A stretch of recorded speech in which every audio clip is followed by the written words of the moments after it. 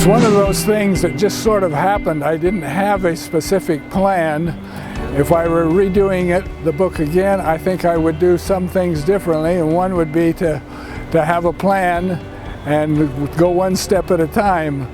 But when I said earlier that as a result of my clientele in a counseling office, I would every once in a while, if something would come up, I would just write little notes to myself. And it wasn't with the intent of a book at the time.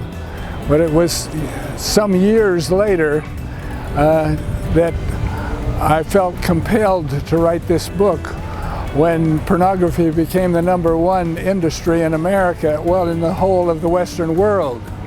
And now it's changed. It's now the sex trade is the #1 industry. And the majority of people don't know that.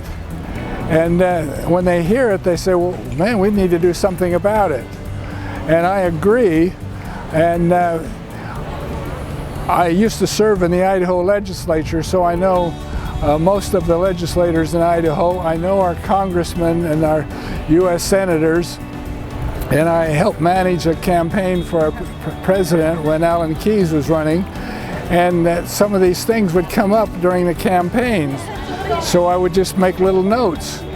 And then when the sex trade started to really take over and become a major, major problem, I felt, well, now is the time to do something. So I've contacted people in the government, but they, well, like with so many things, we need to do something about it, they say. But so far, they haven't taken hardly any steps to do something about it. And if we've been following the news, we know that in the last few months, with these caravans that are coming out of Central America and coming to the southern border of the United States, that along the route of those caravans, that over 40% of the women and children have been sexually abused along the way. And that's very, very sad.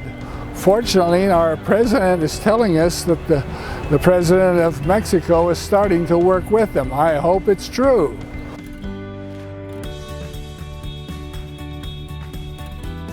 Well, at the time I was writing all these notes down, I wasn't thinking in terms of a book, so I wasn't thinking in terms of challenge. But there were some challenges when we finally started to put it all together.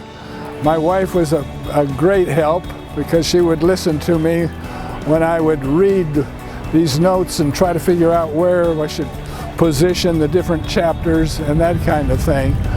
And then I had a gal that had been an editor of a book before, and she helped me a little bit to work through some of those challenges. Then she left town and I didn't know where she went, so I had the last probably 35–40% of the book, I lost my editor, so my wife and I became the editors. I've learned that in order to meet that need, I need to really concentrate on what I was doing. Instead of just taking these little bits and pieces and putting them together, I needed some kind of a plan. And I went to El Salvador, my wife and I, and Guatemala, and we visited some orphanages. And when we found out that many of these children in these orphanages were placed there because they were taken away from their parents, or they had been kidnapped and somebody had rescued them and they were put in these orphanages. And when I heard these stories of these children as young as, a few of them as young as 4, most of them as 6 to 13, were abused, my heart just sunk. Because, you know, God's plan for sex is a beautiful plan. And He intends for people to enjoy His plan to its fullest. But what really struck me was when the director of this one orphanage told us that these children, after they've been abused this way, will never be normal as far as their sexuality. And I thought, man, we've got to do everything we can in our power to stop this. And some people are just throwing up their hands and say, we can't do anything. I disagree. I know we can do. I can't do everything by myself, but I can write this. I can call my legislators and my congressmen, because I know them personally, and say this, we need to get on this. And they're starting to listen. In fact, I'm supposed to be in touch with our one U.S. Senator just as soon as I get back home, within the next couple of days, in regard to the information in this book.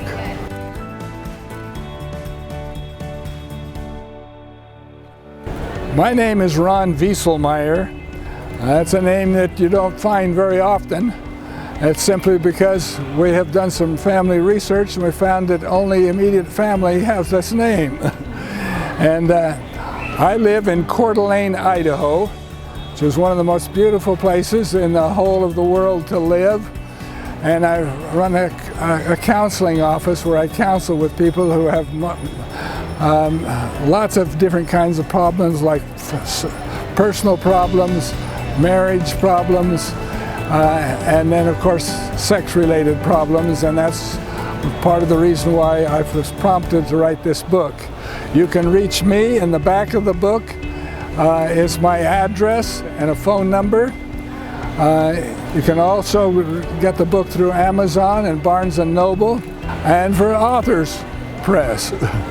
These are just a number of different places where you can get copies of the book, and I trust that you will search for it until you find it and get the one you want. And if you have any questions, I tell some of my readers when we're having a two-way conversation,